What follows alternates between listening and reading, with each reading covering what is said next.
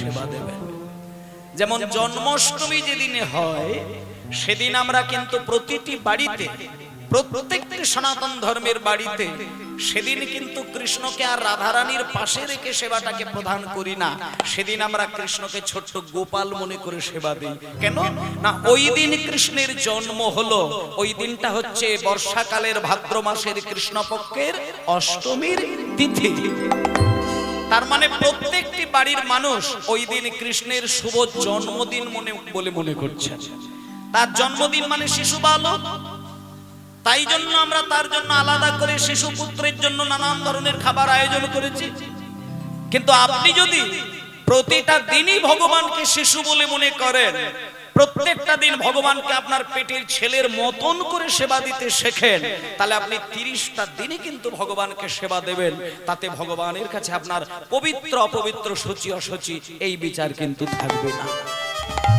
এটাকে বলা হচ্ছে বাৎসল্য রসে ভগবানকে সেবা দেওয়া। হোমায়েরা, ভগবান হচ্ছেন বিশ্ব ব্রহ্মাণ্ডের মালিক।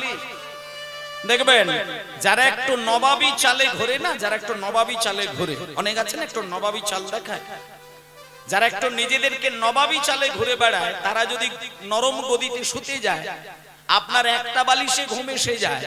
কিন্তু যে নবাবের আসনে বসবে তার কিন্তু একটা বালিশে ঘুম আসে না। নবাবের রীতিমতো 5টা বালিশের দরকার হয়। সেই 5টা বালিশ কোথায় কোথায় লাগে?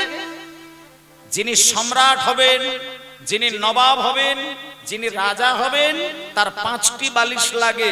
সেই 5টি বালিশ কোথায় লাগে? মাথায় একটা বালিশ, দুটো হাত চাপানোর জন্য দুটো বালিশ, আর দুটো পা তুলে রাখার জন্য দুটো বালিশ। তাহলে দুটো পায়ে দুটো বালিশ, দুটো হাতে দুটো বালিশ, আর মাথায় একটা বালিশ। কটা বালিশ হলো? 5টা বালিশ হয়ে গেল।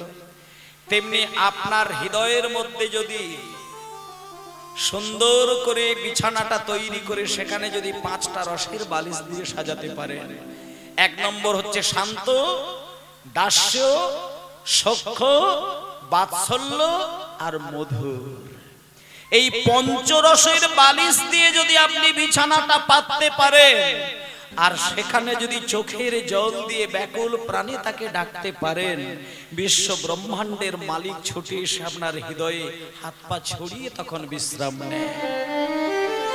ভগবানকে যদি সেবা দিতে হয়, ভগবানকে যদি শয়ন করাতে হয়, ভগবানকে যদি হৃদয় মন্দিরে বিশ্রামের জন্য বিছানা তৈরি করতে হয়, সেখানে পঞ্চরসের বালিশ বিছিয়ে রাখলে ভগবান অনায়াসে ভক্তের হৃদয় সিংহাসনে শয়ন করেন।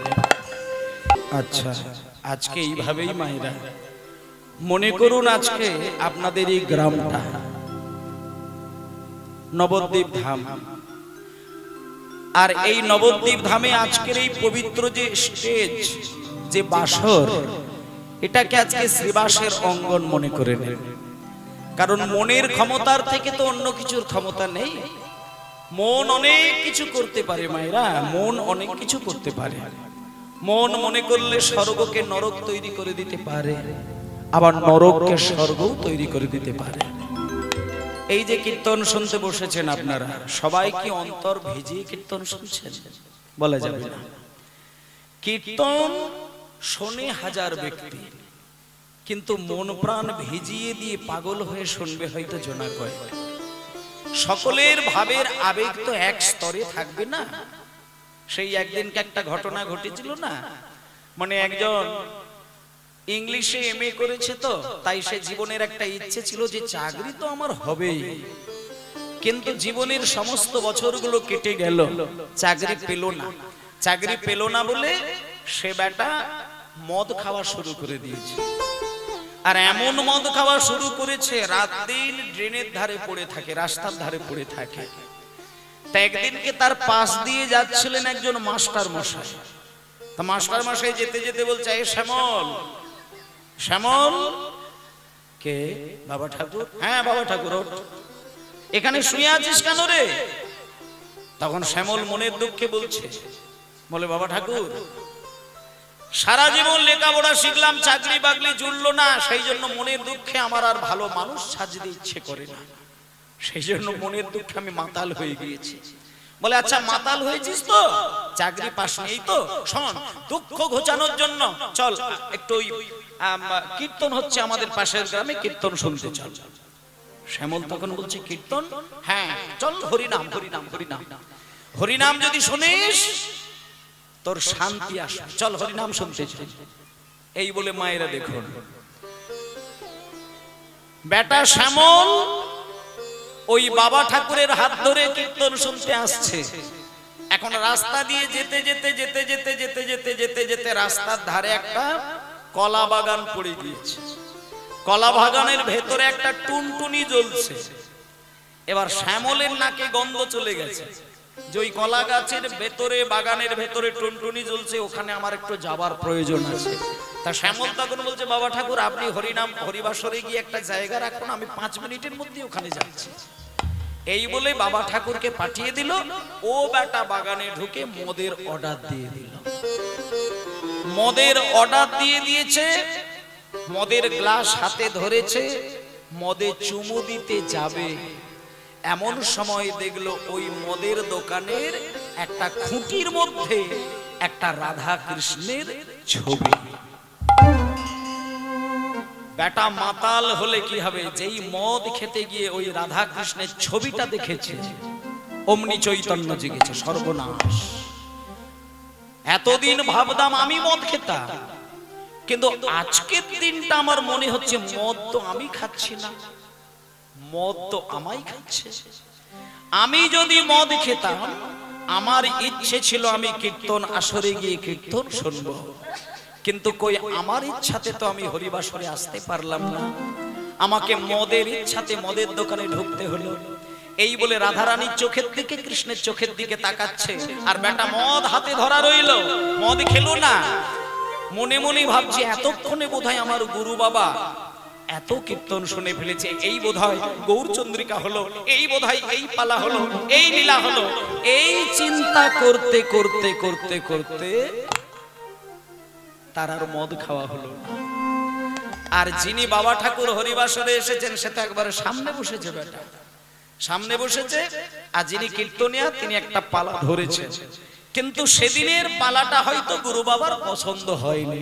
তিনি মনে মনে চিন্তা করছে, দূর এমন একটা হরিনামের গায়ক আসবে জানলে তাহলে আমার এখানে আর আসতে ইচ্ছে হতো, আমি বরং আজকে যদি ওই শ্যামলের সঙ্গে মদের দোকানে ঢুকতাম আমার মনে হয় নতুন করে স্বাদ পেয়ে যেতাম। এই বলে মায়েরা দুইজনের চিন্তা দুই রকম হয়ে গেল। সে মদের দোকানে ঢুকলো, মদ খেলো না, আর ইনি কীর্তন আসলে বসলো, কীর্তনের নিন্দা করে করে সময় কাটালো। এবার দুজন যখন বৃদ্ধ হয়ে মারা গিয়েছে, যমরাজ বিচার করছে দুজনকে রেখে, বলে দাঁড়া, যে কীর্তন আসরে গিয়ে কীর্তন শুনেছিলে সেই যাবে নরকে, আর যে মদের দোকানে ঢুকেছিলে মদ খাওয়ার জন্য সে থাকবে স্বর্গে। এইবার আপনারা বলুন, মদের দোকানে ঢুকে স্বর্গে যাওয়া ভালো না কীর্তন আসরে বসে নরকে যাওয়া ভালো? বলুন। মানে এই বেটা কীর্তন শুনেছে অথচ নরকে যাবে, আর যিনি মদের দোকানে গেল তিনি স্বর্গে যাবেন, তাহলে একটা বিচার উল্টো হয়ে গেল। বলে দাঁড়াও দাঁড়াও দাঁড়াও, বিচারটা উল্টো নয়, বিচার উল্টো নয়।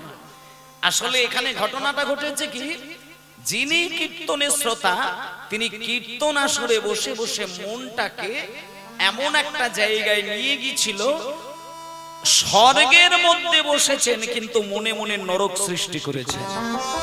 তাই তিনি মরেছেন, তিনি যাবেন নরকে। কিন্তু যিনি মদের দোকানে ঢুকেছিল কিন্তু একটা ফোঁটাও কিন্তু মদের স্বাদ কিন্তু সে জীবে নেয় না, সারাক্ষণ রাধারানী আর কৃষ্ণের মূর্তি দেখে দেখে জীবনটা ভাসিয়েছে, সারাটা দিন ওই রাধা কৃষ্ণের মূর্তি দেখে দেখে সময় কাটিয়েছে। তাই সে নরকের মধ্যে বসে থাকলেও সে কিন্তু স্বর্গ তৈরি করে ফেলেছেন, তাই সে যাবে স্বর্গে। তাই মায়েদেরকে বলি, দেহের থেকে সব থেকে বড় শক্তি হচ্ছে মনে। মন পারে নরককে স্বর্গ তৈরি করতে আর স্বর্গকে নরক তৈরি করতে। আজকে এই যে গ্রামের মাঝখানে হরিনাম হচ্ছে, আপনারা যদি পারেন এই পবিত্র হরিবাসরটাকে বৃন্দাবনও তৈরি করতে পারেন, আবার নবদ্বীপও তৈরি করতে পারেন, আবার যদি মনের যদি জটিলতা থাকে তাহলে এটা আপনি গুহাও তৈরি করে ফেলতে পারেন। কিন্তু আজকে এটা আমরা নবদ্বীপ ধাম তৈরি করব, আর এই মঞ্চটাকে সেবাস অঙ্গন বানিয়ে সবাই মিলে একটুখানি ভক্তমণ্ডলী মায়েরা, আমার বাবারাও রয়েছেন, আজকে এইবার মন প্রাণ দিয়ে শ্রবণ করুন। শ্রীবাস অঙ্গনে নিত্যা আমাদের নিত্য কীর্তনে মেতে রয়েছেন চৈতন্য মহাপ্রভু। মায়েরা, শ্রীবাসের ঘর তো আর এখনকার দিনের মতন পাকা ঘর নয়, ইট পাথরের দেওয়াল নয়। তখনকার দিনে শ্রীবাসের ঘর হচ্ছে খড় দিয়ে ছাউনি করা, বাঁশের জানালা, বাঁশের দরজা। মায়েরা, ভেতরে যদি কোনো মানুষ কথা বলে সেটা বাইরে থেকে শোনা যায়, আর ভেতরে যদি একে অপরকে আলিঙ্গন করে সেটা বাইরে থেকে আড়ি পেতে দেখলে দেখা যায়। এবার ভালো করে একটু খেয়াল করুন, শ্রীবাসের ঘরের ভেতরে মহাপ্রভু প্রতিদিনের মতন আজকেও কীর্তন রস অমৃতে ডুব দিয়েছেন। আচ্ছা, কিন্তু দরজার বাইরে দুজন ভক্ত ধাক্কা ধাক্কি করছেন। আস্তে মা, যখনই দরজার বাইরে দুজন ভক্ত এসে ধাক্কা ধাক্কি করছে মহাপ্রভুর কাছে যাবার জন্য, একটা কথা আপনাদের জানার দরকার, রাত্রির 12টা যখন বেজে যায় না, তখন কিন্তু মহাপ্রভু আর দরজা খুলে রেখে কীর্তন গাইতেন না। এই যে আজকে হরিনাম হচ্ছে, রাত্রি 9টার পরে কীর্তন শুরু হলো, কিন্তু এই কীর্তনটাই যদি রাত 12টার পরে শুরু করতো, কজন ভক্ত আসতো? কিন্তু আগামীকাল যাত্রা হবে, নায়িকাদেরকে নিয়ে এসে যদি ড্যান্স করানো হয়, তাতে যদি রাত 1টার সময়তেও শুরু করে, আমার মনে হয় এই মুহূর্তে যত শ্রোতা রয়েছেন, ভক্ত রয়েছেন, এর চতুর্গুণ বেড়ে যাবে। একজন নায়িকা আসলে 50,000 ভক্ত হবে, কিন্তু কীর্তন গানের আসরে জোনা কয়েক মানুষ আসবেন। যারা একান্ত ভাবে চৈতন্য চরণের পদদাসী হয়েছেন, তারা কিন্তু সময় নির্বাচন করেন না। একটা কথা আপনাদের বলি, সবকিছুই শ্রবণ করবেন, সবকিছুই দেখবেন, কিন্তু আপনি প্রতিটা দিন একটা চিন্তা করবেন, আপনি 24 ঘন্টার মধ্যে নিজের জন্য কতটা সময় দিলেন, আর নিজের ভাবনা ছেড়ে দিয়ে কতটা গোবিন্দের জন্য সময় দিলেন। এই যে কীর্তন শ্রবণ করছেন, এটা আপনার জন্য নয়, এটা সম্পূর্ণরূপে সময় দিচ্ছেন ঈশ্বরের জন্য। আর ঈশ্বরের জন্য কেউ যদি কিছু দান করে, একটা জিনিস জানবেন, সেই দান তার কোনোদিন বিফলে যাবে না। ভগবান বলেছেন, আমার কথা স্মরণ করে যদি কেউ চোখ থেকে এক ফোঁটা জল ফেলতে পারে, আমি ভগবান হয়ে কথা দিলাম, আমি সেই ভক্তের হৃদয় সিংহাসনে বসে 100 ফোঁটা নয়নের জলে আমি কাঁদি। ভগবানের নাম নিয়ে যদি কেউ এক বিন্দু জলে কাঁদে, ভগবান তার নাম নিতে গিয়ে 100 ফোঁটা নয়নের জলে কাঁদে। তাই মায়েদেরকে একটা কথা বলবো, বছরে একটা বার এই গ্রামে হরিনাম হবে, আপনি কতটা সময় ব্যয় করে তার কীর্তন শোনার জন্য নিজের মন আর মস্তিষ্ককে তৈরি করেছেন, এটার উপরেই কিন্তু ভগবানের কৃপা আসবে। মানুষ দুটো জিনিসের জন্য পাগল হয়ে যায়, এক হচ্ছে পেটের জ্বালা, আর একটি হলো ঘুমের জ্বালা। ধর্মের জায়গায় বসে থাকলে মানুষের দুটো জিনিস এসে যায়, কিন্তু অধর্মের স্টেজে বসে থাকলে কিন্তু সেটা আসে না। অধর্মের মঞ্চে যদি বসে থাকেন, সন্ধ্যা থেকে সকাল হয়ে যাবে, খেতেও পাবে না আর চোখে ঘুম আসবে না। কিন্তু যেখানে ধর্মের কথা হবে, সেখানে বসলে দেখবেন চোখে ঘুম এসে যাবে, কারণ এটা পরম শান্তি। এখানে অমৃত ছড়িয়ে রাখা রয়েছে, এখানে বসলে পরেই মন শান্ত হয়ে যায়, মনের মধ্যে শান্তি আসে, তাই চোখে ঘুম এসে যায়। কিন্তু এই ঘুমকে আর এই খিদেকে আপনি যদি নিজের মধ্যে আয়ত্তাধীন করে যদি ভগবানের নাম শুনতে পারেন, জানবেন এই এতক্ষণে ভগবানের কৃপা লাভ করলেন। তাই মায়েরা, আজকে আপনারা মনে করুন শ্রীবাসের অঙ্গনে মহাপ্রভু কীর্তন গাইছেন, দরজাটা বন্ধ।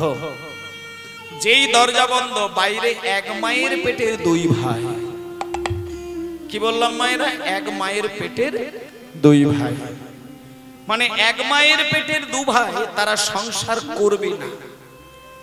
তারা ঠিক করে নিল, না আমরা সংসারকে ভালোবাসবো না, আমরা সারাটা জীবন নবদ্বীপ ধামে গিয়ে চৈতন্য দেবের চরণ ধরে ধরে শুধু কান্নাকাটি করব। আর সংসার ভালো লাগে না। সংসার যদি তোমাকে জ্বালা দেয় তখন তুমি বৃন্দাবনে গিয়ে কাঁদো, আর সংসার যদি তোমাকে সুখ দেয় তখন তুমি গোবিন্দের চরণকে বাদ দিয়ে সংসার জড়িয়ে ধরে কাঁদো। তাই মায়েরা, আজকে শ্রীবাসের ঘরের দরজার বাইরে দুজন ভক্ত এসেছেন, তারা ধাক্কা ধাক্কি করছে কিন্তু দরজা খোলে না। আর এদিকে মহাপ্রভু শ্রীবাসের অঙ্গনের ভেতরে গান গাইতে গাইতে হঠাৎ শ্রীবাসকে বললেন, এই শ্রীবাস, ভজ রাধা কৃষ্ণ। এই শ্রীবাস, গোপাল কৃষ্ণ কৃষ্ণ কৃষ্ণ বল মুখে মনরে ভজ রাধা কৃষ্ণ। সবাই বলুন শ্রী গুরু নিতাই গৌর হরি বল। কৃষ্ণ কৃষ্ণ বল মুখে মনরে। রাধা কৃষ্ণ গোপাল কৃষ্ণ কৃষ্ণ কৃষ্ণ বল মুখে। আমি বুক ভরে যায় অভাব মেটা। আমি বুক ভরে যায় অভাব মিঠা। আমি বুক ভরে যায় অভাব মেটা। স্বভাব জাগায় মহাসুখে। ভজ রাধা কৃষ্ণ গোপাল কৃষ্ণ কৃষ্ণ কৃষ্ণ বল মুখে মনরে। রাধা কৃষ্ণ গোপাল কৃষ্ণ কৃষ্ণ কৃষ্ণ বল মুখে। দাঁড়া, এইবার আপনারা দেখুন মহাপ্রভুর ভাবটা দেখুন। হঠাৎ মহাপ্রভু কীর্তনটা মাঝখানে বন্ধ করে দিলেন, মানে চোখ বন্ধ করে মহাপ্রভু ভাবের ঘরে কিন্তু কান্নাকাটি করছিলেন, কিন্তু মাঝখানে প্রভু কেন নাম বন্ধ করে দিলেন দেখুন। হঠাৎ করে হাত দুটোকে বাড়িয়ে বলল, শ্রীবাস একটু নামটা বন্ধ রাখো, তুমি আমার কাছে এসো।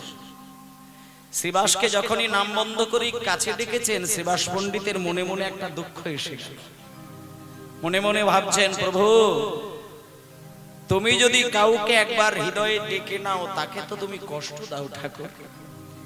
এই বলে নীরবে যখন শ্রীবাস এসে প্রভুর কাছে দাঁড়িয়েছেন, প্রভু আপনি নাম বন্ধ করে দিয়ে আমাকে ডাকলেন কেন?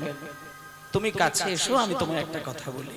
শ্রীবাস, তুমি হয়তো জানো না, অনেক ভাগ্য ভালো থাকলে পরে না বৈষ্ণব দরজার সামনে এসে ধাক্কা দেয়। মানুষ বৈষ্ণবের নিন্দা করে, কিন্তু যারা সত্যিকারের খাঁটি মানুষ হয় তারা বৈষ্ণবকে সামনে দেখলে নিন্দা করে না, সম্মান করে। আমি আপনাদেরকে কতগুলো কথা বলি, আমরা তো এখানে কেউ মুসলমান হয়ে নেই, সবাই হিন্দু সনাতনী। ইসলাম ধর্মের দিকে একবার যদি চোখ মিলে দেখেন, কিছু হোক বা না হোক, তাদের ইসলাম ধর্মের যখন কোনো ধর্ম সভা হবে, আপনারা একটুখানি বাইরে থেকে উঁকি ঝুঁকি মেরে দেখবেন, তাদের ইসলাম ধর্মের সভায় যারা বসে থাকে তারা কিন্তু কেউ চঞ্চল নয়। যখন মৌলভী সাহেব যারা আসেন, তারা যখন আল্লাহ সম্পর্কে কথা প্রচার করেন, দেখবেন 10,000 মুসলমান ভাই যখন বসে থাকেন না, তাদের যে পোশাক, সাদা বস্ত্র পরে মাথায় যে টুপিটা দিয়ে তারা যখন আসন গ্রহণ করেন, তারা কিন্তু আর বাইরের কোনো চিন্তা করেন না, মন প্রাণ দিয়ে তারা কিন্তু আল্লাহর উদ্দেশ্যে আত্মসমর্পণ করেন। এই পৃথিবীতে যতগুলো ধর্ম আছে তার মধ্যে সবথেকে উন্নত উৎকৃষ্ট ধর্ম হচ্ছে সনাতন ধর্ম, কিন্তু সনাতন ধর্মের মানুষের মন কিন্তু এখন উৎকৃষ্ট জায়গায় নেই। তাই আমি আপনাদের করজোরে চরণ যুগল জড়িয়ে ধরে একটা কথা আপনাদের বলতে চাই, কিছু পারেন বা না পারেন, কিছু করেন বা না করেন, যেখানে বৈষ্ণবের গমনাগমন হয়, যেখানে বৈষ্ণবের পদধূলি পড়ে, যেখানে বৈষ্ণব এসে দাঁড়ায়, কিছু পারেন না পারেন, অন্তত বৈষ্ণবকে অন্তর থেকে সম্মান জানাবেন। তুলসী মালা গলায় নিতে পারেন না, কিন্তু যারা নেয় তাদেরকে আপনি অসম্মান করার অধিকার তো আপনার নাই। যারা তুলসী মালা নিয়েছে, যারা ধুতি পাঞ্জাবি পরেছে, যারা দাদু সঙ্গে তিলক সেবা করার অভ্যাস তৈরি করেছেন, যারা নিরামিষ আহার করার অভ্যাস করেছেন, যারা ভগবানের নাম নিতে নিতে কাঁদতে শিখেছেন, তাদেরকে শুধু অন্তর থেকে সম্মান করলেই কিন্তু আপনি কৃষ্ণের কৃপা পাবেন। কারণ বৈষ্ণবগণ বলেছেন, বৈষ্ণবের নিন্দা এই অপরাধের ফল। আপনি শুধু নন, একটা পরিবারের যিনি মালিক, তিনি যদি বৈষ্ণব নিন্দা করে দিন কাটায়, তিনি শুধু নয়, সেই পরিবারকেও কিন্তু যন্ত্রণা ভোগ করতে হয়। তাই বৈষ্ণবের নিন্দা করা মহাপাপ হয়ে যায়। আর যে বৈষ্ণবের সম্মান করে, এ সম্মান বৈষ্ণবের চরণে নয়, ভগবান কৃষ্ণের চরণে চলে যায়।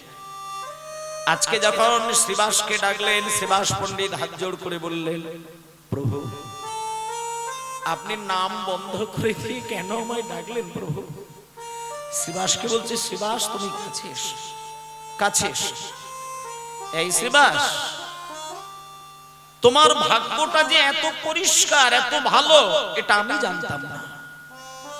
শোনো শ্রীবাস, আজকে তোমার বাড়িতে আমি রয়েছি, আরো কিছু অন্তরঙ্গ ভক্তগণ রয়েছেন, কিন্তু জানো শ্রীবাস, আজকে তোমার বাড়িতে দুজন নতুন বৈষ্ণব এসে দাঁড়িয়েছে। তবে হ্যাঁ, তারা কিন্তু এক মায়ের পেটের দুই ভাই। তারা সারা জীবন সংসারে আর থাকবে না, তাই তারা হরিনাম করবে বলে আমার কাছে চলে এসেছে শ্রীবাস। মায়েরা, শ্রীবাস পণ্ডিত বললেন, প্রভু আমার বাড়িতে দুজন ভক্ত কে? আমার বাড়িতে দুজন বৈষ্ণব কে? তখন মহাপ্রভু কাছে ডাকলেন, ডেকে নিয়ে বললেন, শ্রীবাস কাছে এসো। তুমি দেখতে পাচ্ছ না তো? তুমি দরজাটা খোলো, দরজা খুললেই দেখবে বাইরে দুজন ভক্ত দাঁড়িয়ে রয়েছে। এবার শ্রীবাস পণ্ডিত দরজা খুলতে যাবে, তখন মহাপ্রভু বললেন, শ্রীবাস তুমি কাছে এসো, দাঁড়াও, একটা কথা আছে, একটা কথা আছে। তুমি আমার কথাটা মাথায় রেখে তুমি একবার দরজাটা খুলবে। দরজা খুলতে গিয়ে যে দুজনকে দেখতে পাবে, তুমি তাদের দুই ভাইকে বসতে দেবে, প্রসাদ এনে দেবে, জল দেবে, আপ্যায়ন করবে, কিন্তু শেষে আমার একটা আদেশ, তুমি সেটা পালন করবে। তুমি ওদের মধ্যে যিনি ছোট ভাই, তাকে তুমি বলবে সে সারা জীবন আজকে থেকে আমার কাছে থেকে যাবে। কিন্তু ওদের মধ্যে যিনি বড় ভাই, তাকে তুমি বলে দিও, শত জন্মে গৌর কৃপা পাবেন না। আমার প্রভু, আমার প্রভু, প্রভু গো,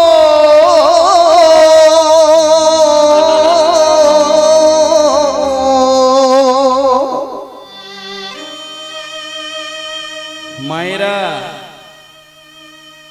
শ্রীবাস পণ্ডিত বললেন, প্রভু এক মায়ের পেটের দুই ভাই, ছোট ভাইকে আপনার চরণে টেনে নিলেন, আর বড় ভাইকে এইভাবে সরাসরি বলে দিলেন শতজন্মে কৃপা হবে না। আচ্ছা প্রভু, এটা তো আমার মনে হয় অন্যায় হয়ে যাচ্ছে, তাই না? শ্রীবাস, আমার অন্যায় দোষের বিচার করার ক্ষমতা তো তোমাকে আমি দেইনি। আমি কার প্রতি ন্যায় আচরণ দেখাবো, কার প্রতি অন্যায় আচরণ দেখাবো, সে বিচার করার জন্য তো তোমাকে এই কথা বলিনি। শ্রীবাস পণ্ডিত হাত জোড় করে বললেন, প্রভু আপনি কিছু মনে করবেন না। ঠিক আছে, ঠিক আছে, আমি আমি আমি এক্ষুনি চলে যাচ্ছি, আপনি কিছু মনে করবেন না। শ্রীবাস পণ্ডিত মনে মনে ভাবলেন, মহাপ্রভুর ভাব তো বোঝা যায় না। কখনো কখনো কারোর উপরে কোমল হয়ে গেলে কুসুমের থেকেও কোমল হয়ে যায়, আবার কারোর উপরে রেগে গেলে বজ্রের থেকে কঠোর হয়ে যায়। দরকার নেই, শেষে হয়তো মহাপ্রভু রেগে গিয়ে আমাকেই বলে দেবে, শ্রীবাস কাল থেকে তোমার বাড়িতে কীর্তন করব না, সর্বনাশ হয়ে যাবে, দরকার নেই। এই বলে মায়েরা, শ্রীবাস আর কোনো কথা না বলে হাত জোড় করে দরজাটা খুললেন। দরজাটা খুলে দুটি বাহু তুলে মুখে হরি বলে তাই গৌর হরি বলে মুখে হরি বলে দুটি বাহু তুলে মুখে হরি বলে এই হরি নামে পূর্ণ হবে সকল মনস্কার। এই হরি নামে পূর্ণ হবে সকল মনস্কার। প্রেম নেবে আয় বদন ভরে বলে রে হরি না তোরা প্রেম নিবিয়ায় বদন ভরে বলে রে হরি না।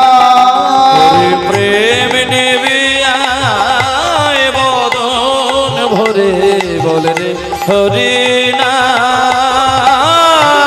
নিবিয়ায় বদন ভরে বলে রে হরি না।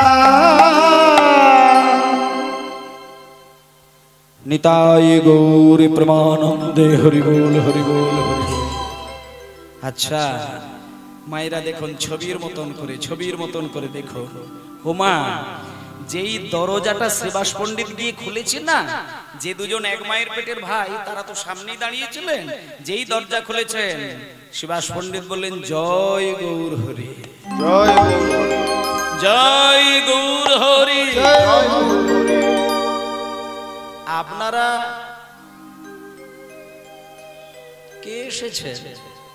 না না আপনাদেরকে আমি চিনতে পারছি না, ওই জন্য বলছি আপনারা কে, কোত্থেকে এসেছেন, কি নাম আপনাদের? তখন পাশেই যিনি বড় দাদা দাঁড়িয়েছিলেন তিনি এসে শ্রীবাস পণ্ডিতকে প্রণাম করলেন। প্রণাম করে বলছেন শ্রীবাস পণ্ডিত প্রথমে বলি আমি বর্ধমান জেলা থেকে এসেছি, আমি হলাম আমার মায়ের আমি বড় সন্তান, আমার নাম হচ্ছে মুকুন্দ সরকার। আর এই যে আমার পাশে যে দাঁড়িয়ে রয়েছে আমার নিজেরই ছোট ভাই, আমার খুব ভালোবাসার আমার স্নেহের ভাই, এর নাম নরহরি সরকার। আমরা না শ্রীবাস পণ্ডিত সংসারের আর মোহ জাল আমাদের ভালো লাগে না, সংসারে অনেকগুলো দিন কাটালাম কিন্তু শেষে যেন মনে হলো যে গৌর চরণ ধরে কাঁদতে না পারলে জীবনটা যেন ধন্য হয় না। সেই জন্য সেই বর্ধমান জেলার শ্রীখণ্ড গ্রাম ছেড়ে দিয়ে আমরা এক মায়ের পেটের দুই ভাই সারাটা জীবন আপনার বাড়িতে এসেছি শ্রীবাস পণ্ডিত। আপনি দয়া করে ওই ভেতরে যে মহাপ্রভু নাচ গান করছিলেন আমরা জানালার বাইরে দিয়ে দেখছিলাম, একটুখানি আমাদের দুই ভাইকে নিয়ে গিয়ে পরিচয় করিয়ে দেবেন, একটু মহাপ্রভুর চরণ যুগল জড়িয়ে ধরে কাঁদবো। শ্রীবাস পণ্ডিত বললেন দাঁড়ান, আপনাদের দুই ভাইকে একটা কথা বলবো, মনে যদি কোনো আঘাত লেগে যায় না তাহলে আমাকে যেন দোষী করবেন না। আপনাদের দুই ভাইয়ের উপরে মহাপ্রভুর একটা আদেশ, আপনাদের মধ্যে যিনি ছোট ভাই তিনি সারাটা জীবন আজকে মহাপ্রভুর সঙ্গে হরিনাম করার আদেশ পেয়ে গেছে, কিন্তু আপনাদের মধ্যে যিনি বড় ভাই অর্থাৎ আপনি, আপনার উপরে মহাপ্রভুর আদেশ শত জন্মেও গৌর কৃপা পাবেন না। বলো না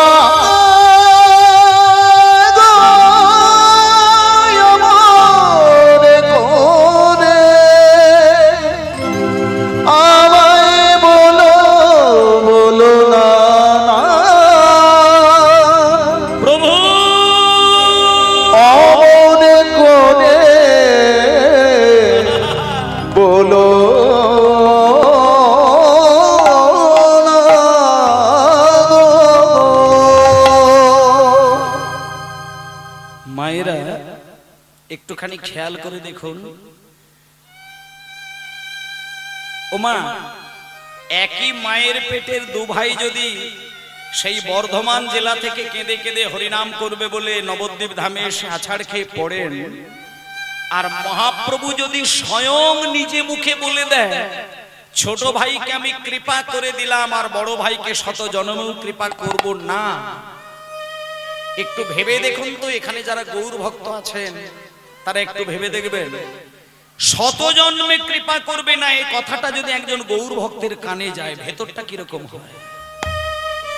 মানে আমার তো মনে হয় ভেতরে বর্জাঘাতের মতো হয়ে যায়, এখনই প্রাণটা বিসর্জন দিয়ে দেয়। সামান্য যদি একটা স্বামী যদি স্ত্রীকে বাজে কথা বলে দেয়, স্বামীর আঘাত সহ্য করতে না পেরে কত বাড়ি স্ত্রী সুইসাইড করে মারা যায়। ছেলে মাকে বাজে কথা বলে বলে দিনের পর দিন মা আছাড় খেয়ে কাঁদে। আর যারা সর্বত্যাগী বৈষ্ণব হয় তারা যদি মহাপ্রভুর মুখ থেকে শুনে শতজন্মে কৃপা হবে না, বলুন তো মা কেমন হয়? একটু আস্তে। কিন্তু মায়েরা, মহাপ্রভু যখন বলেছেন শতজন্মে কৃপা হবে না, আপনারা ভাবছেন মুকুন্দ হয়তো মনে কোনো ব্যথা পেলেও পেতে পারেনি তো, কিন্তু না, কোনো ব্যথা পায়নি। দেখুন ধৈর্য কাকে বলে দেখুন, ভেতরে যদি জ্ঞান বুদ্ধি বিবেক বৈরাগ্য চৈতন্য কারোর জাগরিত হয়, সামান্য কোনো কথা কিন্তু তাকে কোনোদিন আঘাত করে না। তুমি মানুষ হয়ে জন্ম নিয়েছো, তোমাকে সহনশীলতা গ্রহণশীলতা এটাকে রাখতেই হবে। আজকে মহাপ্রভু যখন বলেছেন শতজন্মে কৃপা হবে না, মুকুন্দ সরকার কোনো আঘাত নয়, বাহু তুলে নাচতে লাগলো আর মুখে বলতে লাগলো জয় গৌর হরি, জয় গৌর হরি, জয় গৌর হরি, জয় গৌর হরি। আচ্ছা, শিবাস পণ্ডিত তো পাশেই দাঁড়িয়েছিলেন। শিবাস পণ্ডিত দেখলো আমি যখনই বললাম শতজন্মে কৃপা হবে না, আর ও বেটা দাঁড়িয়ে দাঁড়িয়ে জয় গৌর হরি, জয় গৌর হরি বলে নাচছে কেন? শিবাস পণ্ডিত সঙ্গে সঙ্গে ধমক দিয়ে দিলেন, আস্তে আস্তে শিবাস পণ্ডিত ধমক দিয়ে দিলেন, হ্যাঁ মুকুন্দ, বলি তোমার কি মাথাটা খারাপ হয়ে গেল? তোমার কি মস্তিষ্ক বিকৃতি ঘটে গেল? মহাপ্রভু বললেন শতজন্মে কৃপা হবে না, তুমি তো দেখছি আনন্দের সঙ্গে জয় গৌর হরি, জয় গৌর হরি, জয় গৌর হরি বলে নাচছো। আরে বাবা, প্রভু যদি এটা তোমাকে না বলে ভুল করে যদি আমাকে বলে দিত না, এতক্ষণ আমি বেঁচেই থাকতাম না, মাথা ঠুকে মরে যেতাম। মুকুন্দ হাত জোড় করে বলে, ওগো শ্রীবাস, ওগো শ্রীবাস, আমার মস্তিষ্ক বিকৃতি ঘটে না। মায়েরা এই আবেগটা একটু দেখবেন। মুকুন্দ হাত জোড় করে বলে, ওগো শ্রীবাস, আমার মস্তিষ্ক বিকৃতি ঘটে না, আমি উন্মাদ হয়ে নাই আর পাগল হয়ে নাই। প্রভু আমার বড় দয়াময়, তিনি আমাকে বলেছেন শত জন্মে কৃপা হবে না। চৈতন্য মহাপ্রভু যদি একবার মুখ থেকে বলে দিতেন কোনো জন্মেও কৃপা হবে না, তাহলে এখনই আমি প্রাণ বিসর্জন দিতাম। কিন্তু প্রভু তো আমাকে সেটা বলেনি। প্রভু তিনি দয়া করে বলেছেন শত জন্মে আমার কৃপা হবে না।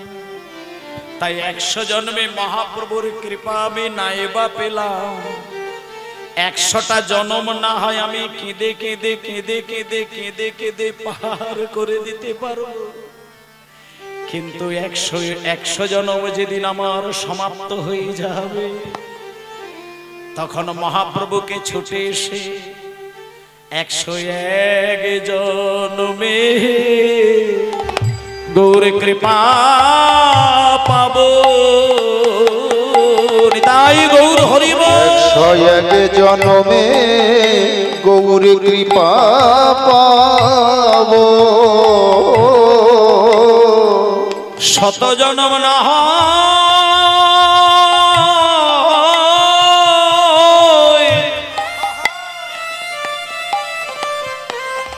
কেটে যাবে,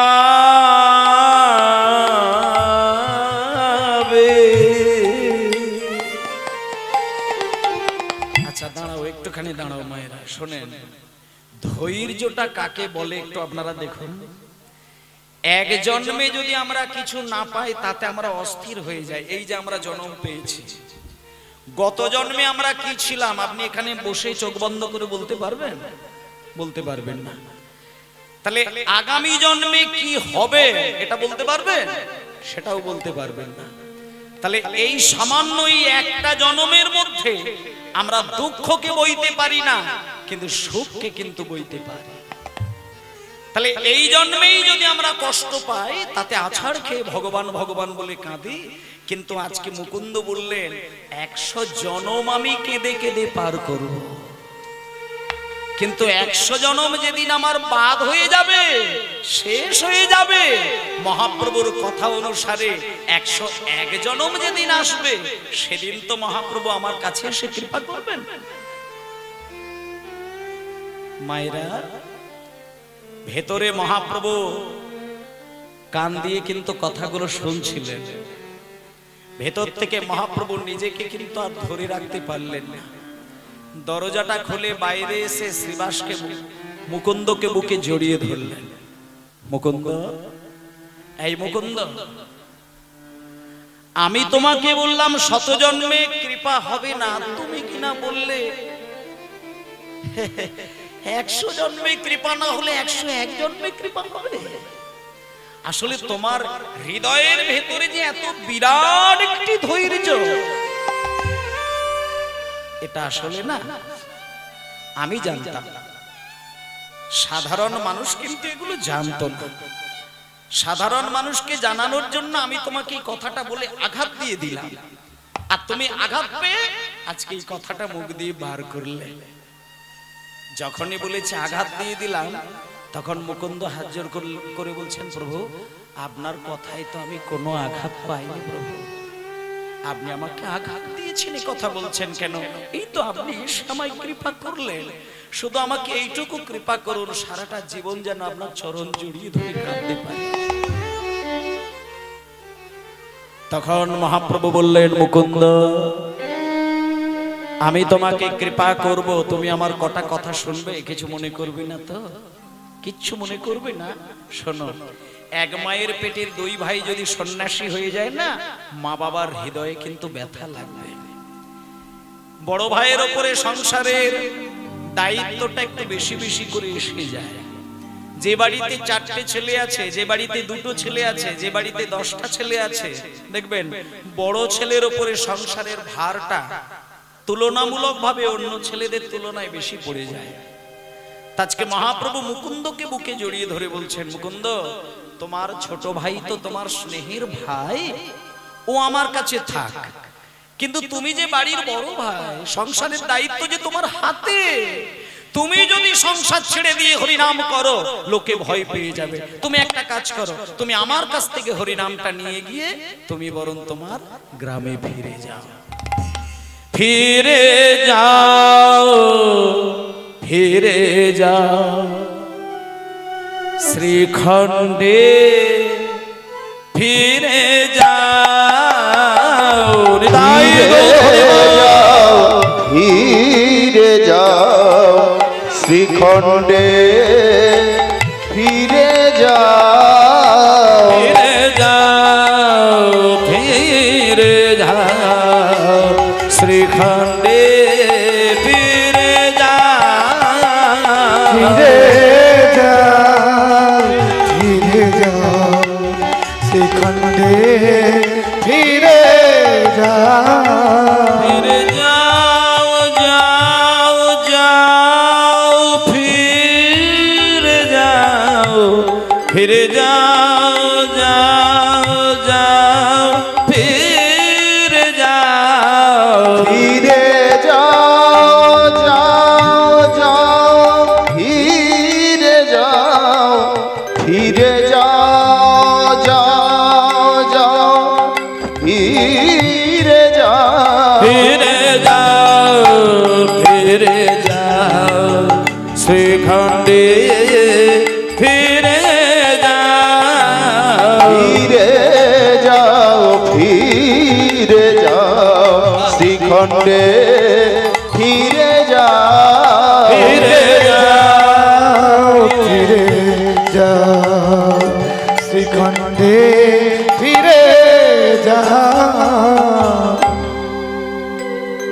এখানে আমরা সবাই কিন্তু গৃহ মানে সন্ন্যাসী কেউ নই, আমরা প্রত্যেকেই সংসার জীবনেই কিন্তু প্রবেশ করে আছি।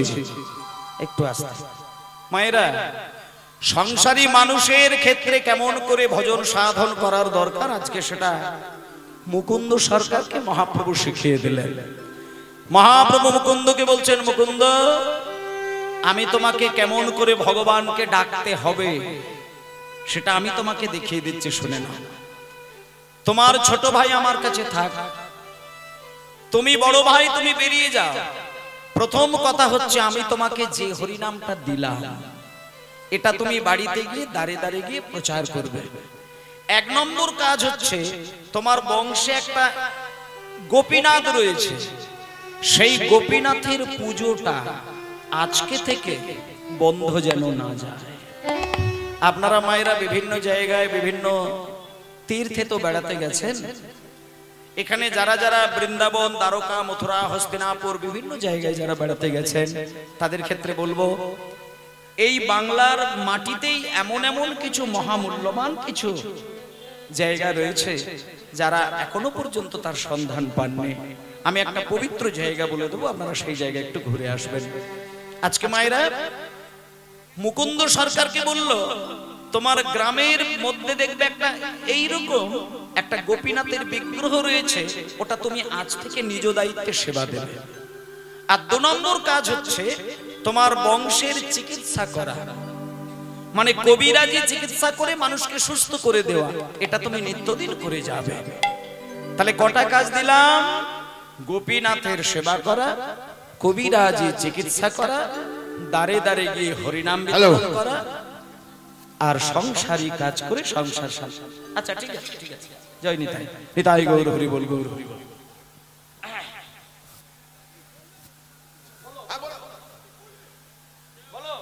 যে সমস্ত কর্মীবৃন্দ রান্নার কাছে যুক্ত আছো, তোমরা কীর্তন শুনছো, তোমরা অতি সত্বর রান্নাশালে চলেছো। তোমরা প্রত্যেকেই রান্নাশালে চলেছো, রান্না শুরু করা হবে।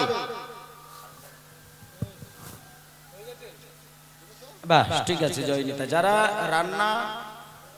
রান্নার জন্য যারা কর্মী আছেন তারা রান্নার কাজে ইতিমধ্যে চলে যান, সময়ের মধ্যে তো সবকিছু করতে হবে। যারা রান্নার দায়িত্বে আছেন ওই দিকটা চলে যাবেন। নিতাই গৌর প্রেমানন্দে হরি বল, হরি বল, জয় নিতাই। বাবা এইবার দেখুন, তাহলে এক মায়ের পেটে 2 ভাইয়ের 2টো কাজ হলো। একজন হচ্ছে ভক্ত হয়ে গেল ভগবানের সেবার জন্য, আর এক ভাইকে দায়িত্ব দিয়ে দিলেন সংসারী করার জন্য।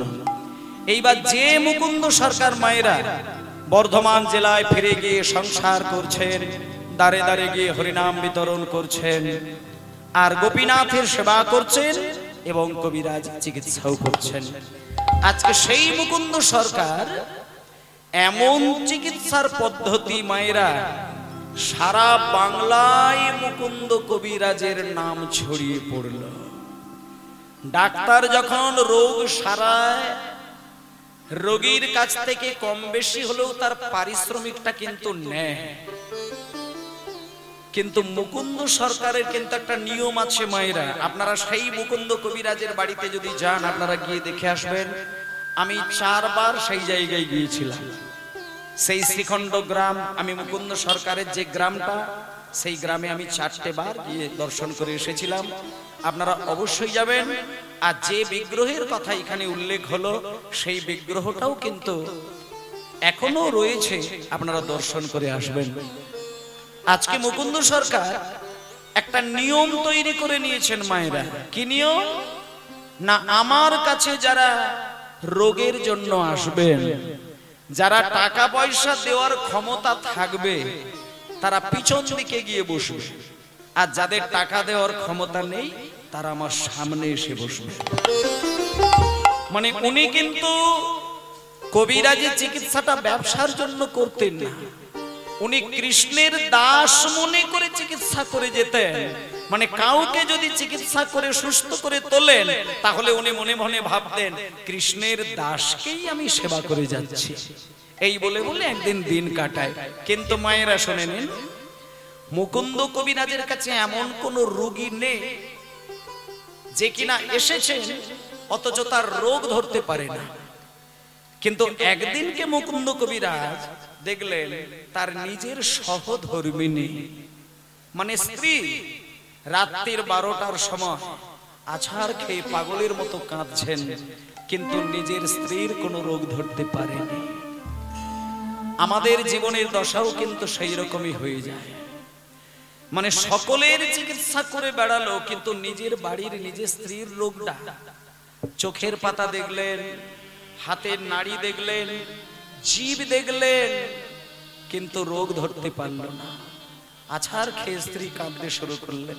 রাত 12টার পরে মুকুন্দ সরকারের স্ত্রী কেঁদে কেঁদে স্বামীকে বললেন, স্বামী স্বামী দেখো না, কয়েকদিন ধরে যেন আমার সারা শরীরটা কিরকম একটা জ্বালা যন্ত্রণা, আমি আর সহ্য করতে পারি না স্বামী। সঙ্গে সঙ্গে স্ত্রীকে বললেন, কই দেখি দেখি দেখি দেখি দেখি অনুপটা, তোমার জিভটা দেখি, হে কি দেখি, তোমার চোখের পাতাটা দেখি, একই দেখি, তোমার হাত দেখি, একই। আমি সারা বাংলার লোকের চিকিৎসা করে এলাম, কিন্তু আমার বাড়িতে আমার স্ত্রীর রোগ আমি কেন ধরতে পারছি না? সঙ্গে সঙ্গে ছুটে গেলেন গৌরহরি। ও গো গৌরা,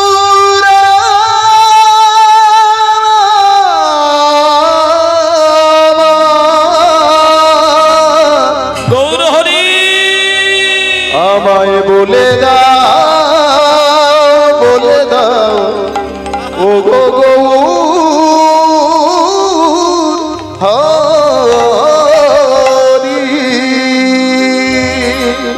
মায়েরা একটা কথা আপনাদের বলি, আপনারা তো ভগবানকে সেবা করেন, এখানে যারা যারা দীক্ষা নিয়েছেন একটু হাত তুলুন, কারা দীক্ষা মন্ত্র নিয়েছেন? নিতাই গৌর হরি বল। আপনারা প্রায় প্রত্যেকেই দীক্ষা নিয়েছেন। আশা করি দীক্ষা নিয়েছেন মানে যে যেভাবেই হোক না কেন ভগবানকে আপনারা সেবা করেন। কিন্তু এটা আপনাদের মনে রাখা দরকার, বলে দিই, সেবা আপনি নিত্যদিনই করে যাচ্ছেন, কিন্তু কোনোদিন সেবা দিতে গিয়ে আপনার চোখ থেকে যদি 5000 বছরের মধ্যে সবে মাত্র 5000 বছর আমাদের মাইনাস হয়েছে, মানে এখনো কলিযুগ শেষ হতে গেলে 4,27,000 বছর বাকি আছে। তাহলে 4,32,000 বছর গেলে তবে কলিযুগ শেষ হবে।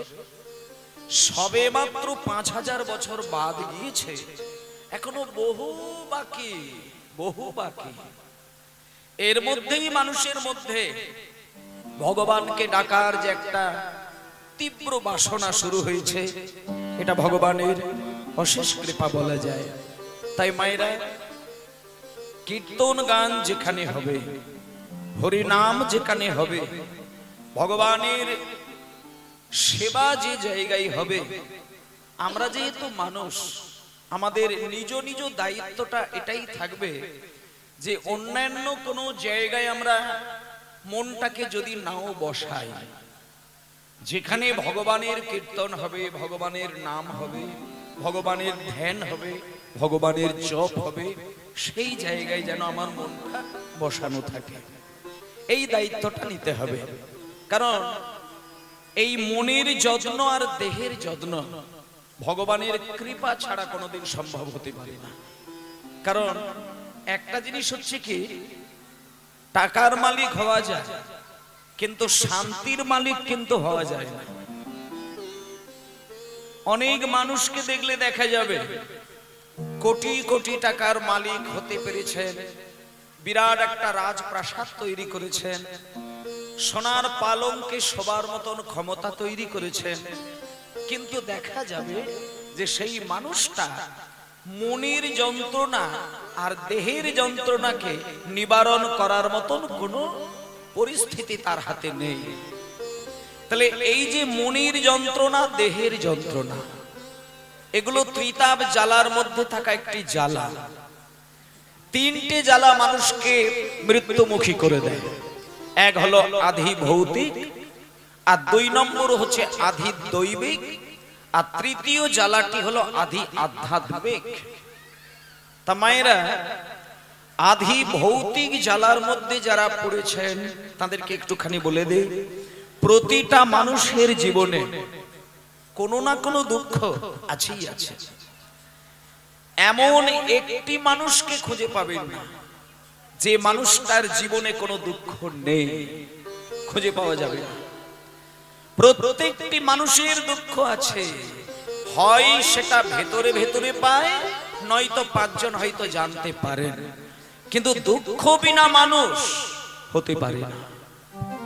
এইবার আপনাকে দেখতে হবে যে আপনি যে দুঃখের মধ্যে পড়ে আছেন, যে যন্ত্রণার মধ্যে পড়ে আছেন, সেটা আসলে কি ত্রিতাপ জ্বালার অন্তর্গত, সেটা দেখতে হবে। তাহলে ত্রিতাপ জ্বালার অন্তর্গত কিনা সেটা আমরা বুঝবো কেমন করে? এই ক্ষেত্রে বললেন যে আধি ভৌতিক জ্বালার মানেটা হলো এটাই। যেমন মায়েরা, অনেকে মনে মনে চিন্তা করে যে আদি ভৌতিক মানে হচ্ছে ভূতের জ্বালা। এখানে ভৌতিক অর্থে ভূত নয়। শুনুন মায়েরা, আমি মানুষ কুলে জন্ম নিয়েছি, আর আমারই মতো অসংখ্য মানুষ সমাজের মাটিতে ঘুরে বেড়াচ্ছে। তাহলে আপনি গ্রামের মাঝখানে বাস করছেন কি শহরের মাঝখানে বাস করছেন? আপনার আশেপাশে অসংখ্য মানুষ ঘোরাফেরা করে, কিন্তু আপনি মানুষ হয়ে আর একটা মানুষের কাছ থেকে যদি যন্ত্রণা পান, এই পৃথিবীতে থাকা মশা মাছি কীট পতঙ্গ পশু পাখি এই বিভিন্ন কিছুর প্রাণীর কবলে পড়ে যদি আপনি তীব্র জ্বালা বোধ করেন, তাহলে জানতে হবে যে আপনি আধি ভৌতিক জ্বালার মধ্যে প্রবেশ করেছেন। আধি ভৌতিক জ্বালার মধ্যে শত্রু মহলটাও কিন্তু ঢুকে যায়। আপনি সবাইকে টাকা দিয়ে সাহায্য করেন, সবাইকে বুদ্ধি দিয়ে সাহায্য করেন, সবাইকে প্রাণ দিয়ে ভালোবাসেন, কিন্তু আপনার প্রতি তাদের শত্রুতা কিন্তু কোনোভাবে কমে না।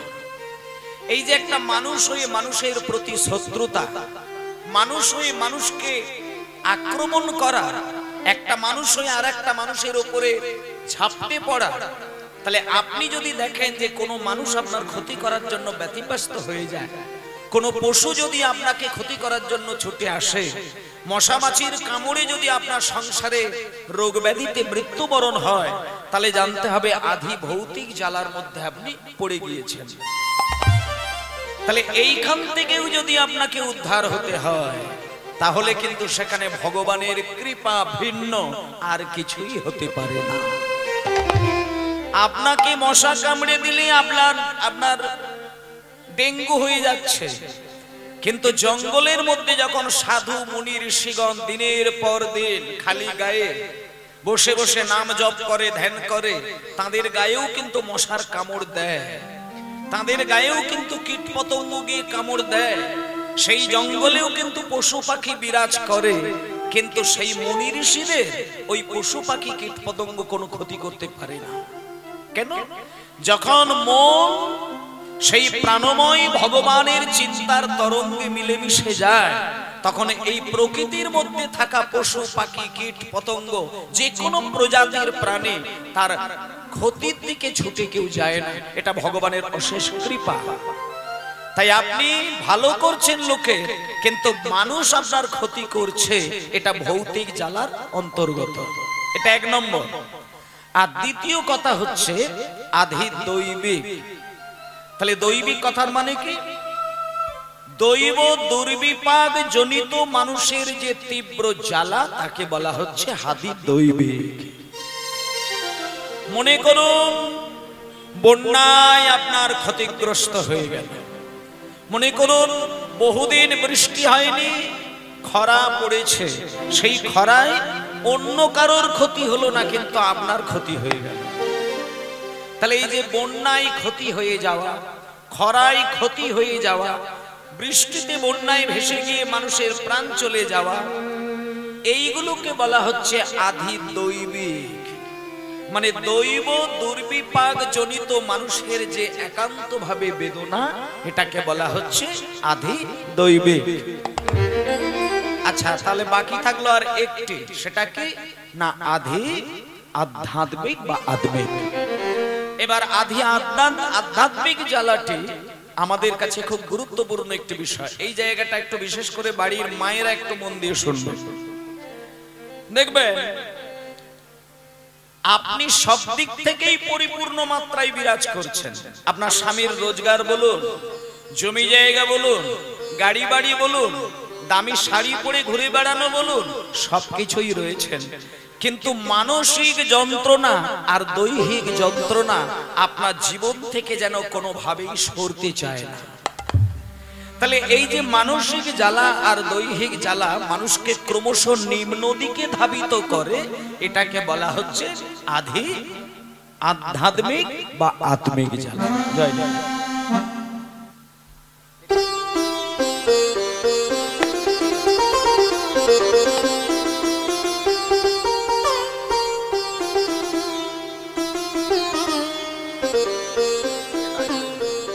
শ্রী গুরু নিতাই গৌর প্রেমানন্দে হরি বল হরি বল হরি বল।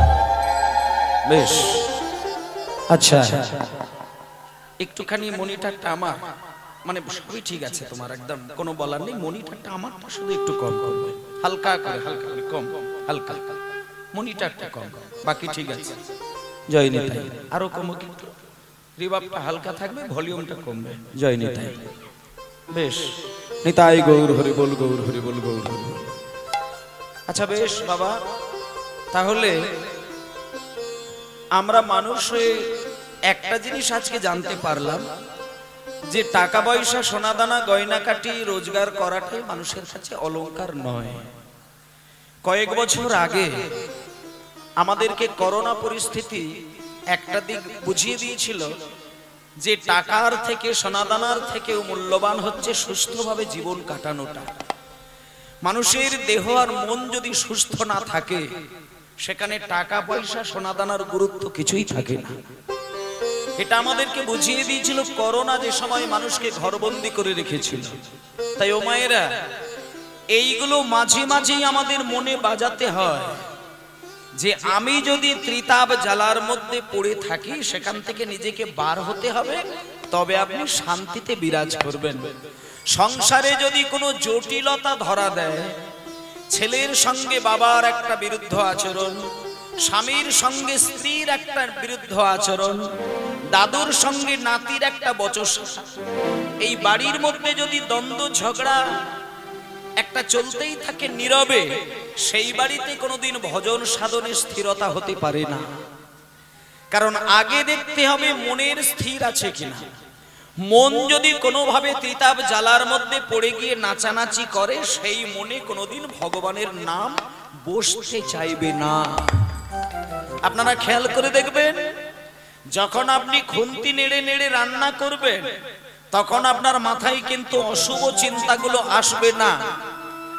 কিন্তু সমস্ত কর্ম সেরে ঠাকুর ঘরে গিয়ে যখন জপের মালাটা ধরে জপ করা শুরু করবেন, তখনই দেখবেন আপনার অজান্তেই আপনার মাথায় অশুভ চিন্তাগুলো এসে প্রবেশ করেছে। এটা কেন হয়? এই মনের মধ্যে থাকা যদি কোনো কালিমা এসে মাখামাখি হয়ে থাকে, এই মন যখন ভগবানের চিন্তায় ডুব দিতে যাবে, তখন মনের মধ্যে অসংখ্য ঝঞ্ঝাট এসে মনকে ব্যতিব্যস্ত করবে। তাই আমাদের প্রাথমিকভাবে কিছু নিয়ম আছে, সেগুলোকে জানার খুব একান্ত প্রয়োজন। তাই মায়েরা, জপের মালায় নাম নেওয়া, নিরামিষ আহার করা, গলায় তুলসী মালা নেওয়া, দ্বাদশ অঙ্গে তিলক সেবা করা, আর নবদ্বীপ বৃন্দাবনে গিয়ে তীর্থে গিয়ে ভগবানকে ডাকা, এগুলো অনেক পরের বিষয়। এগুলো আগে ভাগে করতে হবে এমন কোনো কথা নেই। তার আগে আমাদের কিছু প্রাথমিক নিয়ম রয়েছে, সেইগুলো মানতে হবে। কেন না, আমরা সংসারী মানুষ। সংসারী মানুষের ক্ষেত্রে ভগবানকে ডাকতে গেলে ভগবান বলেছেন যে সংসারের মধ্যে তোমার যতটুকু কর্তব্য আছে সেটাকে আগে তুমি পালন করো। সংসারের নিয়মগুলোকে তুমি আগে মানতে শেখো। সংসারের মানুষগুলোকে আগে তুমি অন্তর দিয়ে ভালোবাসতে শেখো। সংসারের দায়ী দায়িত্বগুলো নিজে সামাল দেওয়ার ক্ষমতাটা আগে তৈরি করো, তারপরে তুমি ভগবানকে ডাকার জন্য মন তৈরি করো।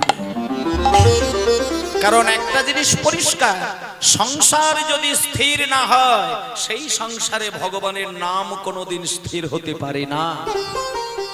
তাই জন্য রামকৃষ্ণদেব, বিবেকানন্দ এবং আমার চৈতন্য মহাপ্রভু সকলেই একটি কথা বলেছেন, মন দিয়ে সংসার করো, সংসারের মধ্যে শুদ্ধতা বজায় রাখো, তার মাঝখানে সময় বার করে যদি 5টা মিনিটও ভগবানকে ডাকো, ভগবানের ভেতরে থাকা অসংখ্য কৃপা তোমাকে ঢেলে দিয়ে দেবে। তাই মায়েরা, আজকে এই যে প্রথম দিনে আমরা কীর্তন গানের মুখোমুখি হয়েছি, আগামী দিন আরো বিভিন্ন আচার অনুষ্ঠান হবে, কিন্তু এটা আমার খুব ভালো লাগছে যে প্রথম দিনে কীর্তন দিয়ে শুরু করেছেন, পরে যা ইচ্ছা তাই হোক, অসুবিধে নেই। কারণ শিব ঠাকুর আমাদেরকে একটা তথ্য এবং তত্ত্ব দেখিয়েছিলেন যে আগে অমৃত পান করো, পরে বিষ পান করলেও কিছু এসে যাবে না। অমৃতটা যদি একবার তোমার জিভের উপরে পড়ে, সেই অমৃত যদি তোমার প্রাণকে মাখামাখি করে দেয়, তারপরে যদি তুমি বিষ পান করেও ফেলো, বিষের জ্বালার আংশিক প্রভাব হয়তো তোমার জীবনে ফলবে, কিন্তু বিষের প্রভাবে তোমার মৃত্যুবরণ হবে না। কিন্তু আগেই যদি বিষ খেয়ে নাও, অমৃত খাওয়ার সুযোগটা পাবে না, বিষের জ্বালায় তোমার প্রাণ বেরিয়ে যাবে। তাই এখানকার বাবারা, দাদারা এবং আমার যে ভাই আমাকে নিয়ে আসলেন, ওই ভাইয়েরও উদ্দেশ্যে সকলের প্রচেষ্টায় প্রথম দিনে কীর্তনরূপী নামের অমৃতের ভান্ডার আপনারা আগে মাখামাখি করছেন, এরপরে আপনারা যাত্রা শুনবেন কি নাটক শুনবেন, তাতে কিচ্ছু এসে যাবে না, কারণ প্রথম দিনটার হৃদয়ে অমৃতের সঙ্গে আপনাদের মাখামাখি হয়ে গেল। এবং আরো ভালো করে আমরা প্রথম দিকটা চৈতন্য দেবের চরণের সেবা করব, তাতে মহাপ্রভুর কৃপাটা আমাদের হয়ে যাবে। তাই সবাই মিলে একটুখানি হুমায়রা পালা লীলা যাই হোক না হবে, কিন্তু আমাদের কীর্তন বাসরে বসার যেহেতু সুযোগ হয়েছে, চলুন আমরা একটুখানি কাউকে ডাকি বা না ডাকি, অন্তত চৈতন্য দেবের দুটো চরণ ধরে একটু কাঁদি। কারণ এটা আপনাদের আমি গ্যারেন্টি দিয়ে বলতে পারি, মা কালীকে নাও যদি ডাকেন, কৃষ্ণকে জীবনে নাও যদি সেবা দিতে পারেন, রাধারানীর নাম ধরে জীবনে কোনোদিন যদি আপনার ডাকা নাও হয়ে যায়, শুধু কলিযুগের মানুষ হয়ে যদি চৈতন্যের চরণে মাথাটা নত করতে পারেন, আপনি 33 কোটি দেবতার কৃপা আপনি পেয়ে যাবেন। ওই একজনের এত ক্ষমতা রয়েছে, যাকে ডাকলে পরে রাধা কৃষ্ণ স্বয়ং এসে কৃপা করেন। তাই আজকে আমরা সবাই মিলে একটু চৈতন্যের চরণে ভজ গৌরাঙ্গ কহ গৌরাঙ্গ। এই গানটা আমি স্টেজে দাঁড়িয়ে গাইলেও আপনাদেরকে আমি একটু দায়িত্ব দেব, গানটা একটু আপনারাও গাইবেন। যদি মানে আমার মতন উচ্চস্বরে গাইতে পারেন তো গাইতে পারেন, যদি বলেন যে না জোরে গাইবো না, তাহলে ফিসফিস করেই করুন, ঠোঁট দুটো নেড়ে নেড়ে ফিসফিস করে করুন, তাতে এসে যায়। আর যদি বলে যে না সেটাও সম্ভব নয়, তাহলে চোখ বন্ধ করে মনে মনে করুন। কারণ চোখ বন্ধ করে, কান বন্ধ করে, সমস্ত ইন্দ্রিয়কে একমুখী করে হৃদয় কুঞ্জ মন্দিরে যদি তার নাম করা যায়, আর সেখানে যদি ভক্তি, বিশ্বাস, ভালোবাসা এই 3টে জিনিস থাকে, অনায়াসে কোথাও ভগবান থাকবে না, ওই হৃদয় কুঞ্জ মন্দিরে চরণ যুগল বাড়িয়ে দেবে। তাই পারলে মনে মনেই করুন, দরজা বন্ধ করে দেবে। তাই সবাই বলুন ভজ গৌরাঙ্গ লহ গৌরাঙ্গ কহ গৌরাঙ্গের নাম রে। ভজ গৌরাঙ্গ কহ গৌরাঙ্গ লহ গৌরাঙ্গের নাম রে। ভজ গৌরাঙ্গ কহ গৌরাঙ্গ লহ গৌরাঙ্গের নাম রে। ভজ গৌরাঙ্গ কহ গৌরাঙ্গ লহ গৌরাঙ্গের নাম রে। যে জন গৌরাঙ্গ ভাজে সে হয় আমার প্রাণ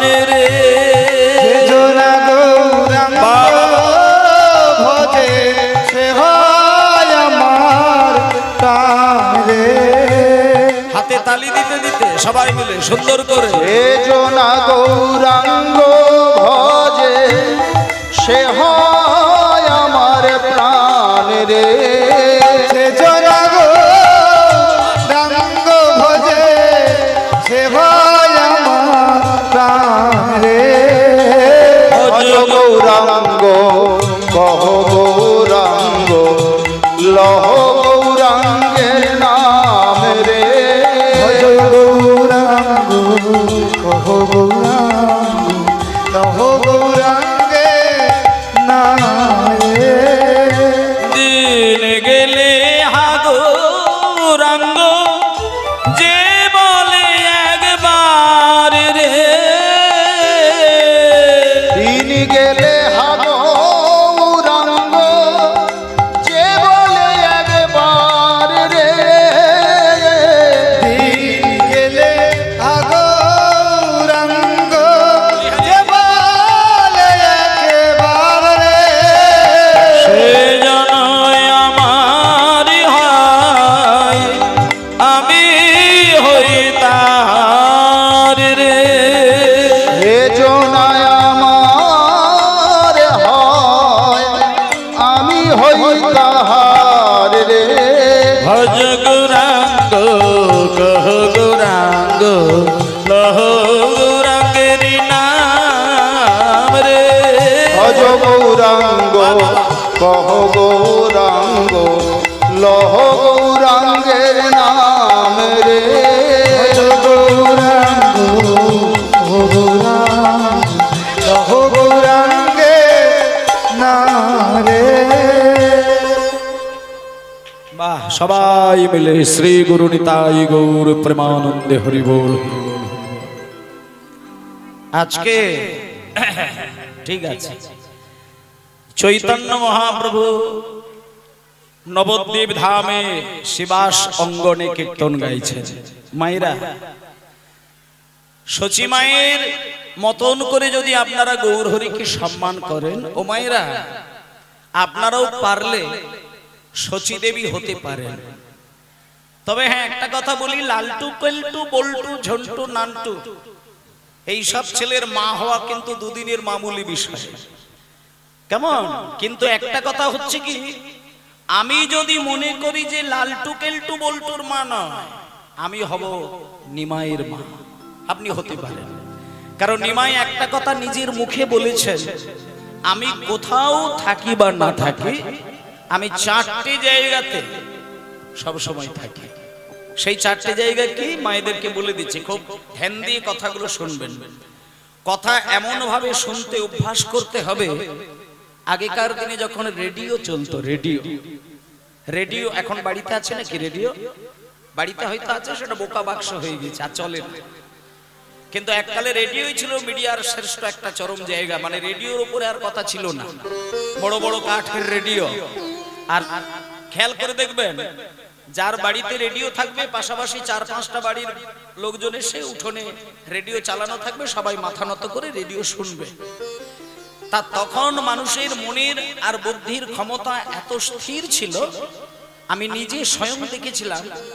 রেডিও চললে পরে এমন ভাবে রেডিওর কথাগুলো মানুষ শুনতেন, কান দিয়ে শুনবে, কিন্তু যা ঘটনাটা শুনবে সেটা ছবির মতন করে তার হৃদয়ের মধ্যে দেখতে পেতেন।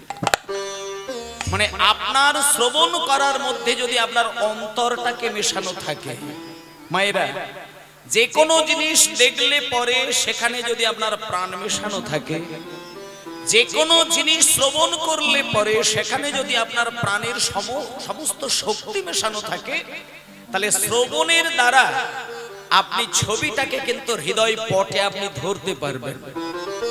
কিন্তু একটা কথা হচ্ছে, কোনো কিছু জিনিসে যদি প্রাণ নাও দেন, যেখানে চৈতন্যদেবের কীর্তন গান হবে, সেইখানে প্রাণের সবকিছু দিয়ে অন্তত শ্রবণ করবেন।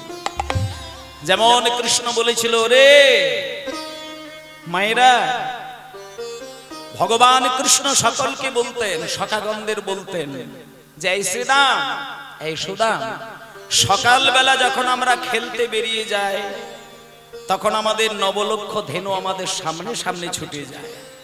কিন্তু যখন সন্ধ্যা হবে তখন নবলক্ষ গরুকে এক জায়গায় করে নেবে। কারণ সকাল বেলায় সূর্যের আলো থাকে, তারা তখন পথ ভুল করার চিন্তা থাকে না, কিন্তু সন্ধ্যা যখন নামবে সমস্ত গরু বাছুরগুলো এক জায়গায় করবে, যাতে তারা একমুখী হয়ে গোবিন্দের চরণে ফিরে যেতে পারে।